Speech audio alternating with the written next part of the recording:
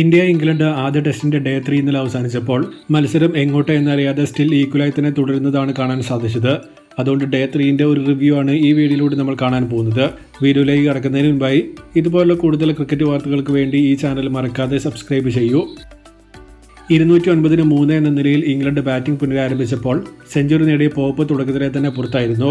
എന്നാൽ 0-ൽ നിന്നപ്പോൾ ലൈഫ് കിട്ടിയ ബ്രൂക്ക് അറ്റാക്ക് ഏറ്റെടുത്തപ്പോൾ ഇംഗ്ലണ്ട് സ്കോർ ബോർഡ് പെട്ടെന്ന് തന്നെ മുന്നോട്ട് പോകാൻ തുടങ്ങി.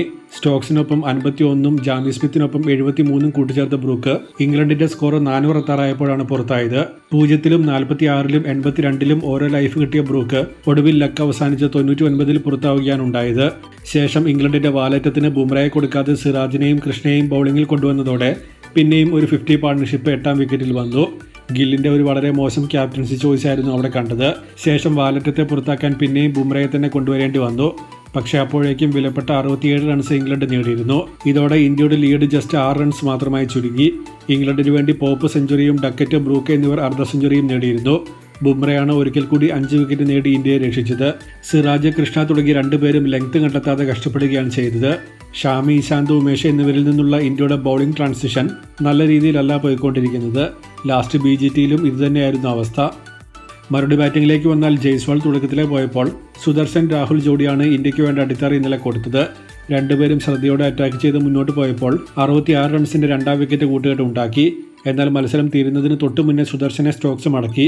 നിലവിൽ 90-2 എന്ന നിലയിലാണ് ഇന്ത്യ. ഫസ്റ്റ് ഇന്നിംഗ്സിൽ 41 റൺസിനിടെ ഇന്ത്യ നഷ്ടപ്പെടുത്തി 7 വിക്കറ്റും ബൗളിംഗിൽ കളഞ്ഞ ക്യാച്ചുകളും ഇല്ലായിരുന്നുവെങ്കിൽ ഇന്നലെ കൊണ്ട് തന്നെ ഈ ഗെയിമിന്റെ ടോട്ടൽ കൺട്രോൾ നേടിയെടുത്ത് ഇന്ത്യക്ക് ഇന്ന് കളത്തിൽ വരാൻ പറ്റുമായിരുന്നു. പക്ഷേ ഇന്ത്യ ഇംഗ്ലണ്ടിന്റെ മത്സരത്തിലേക്ക് വാതിൽ തുറന്നിട്ട് കൊടുക്കുകയാണ് ചെയ്തത്.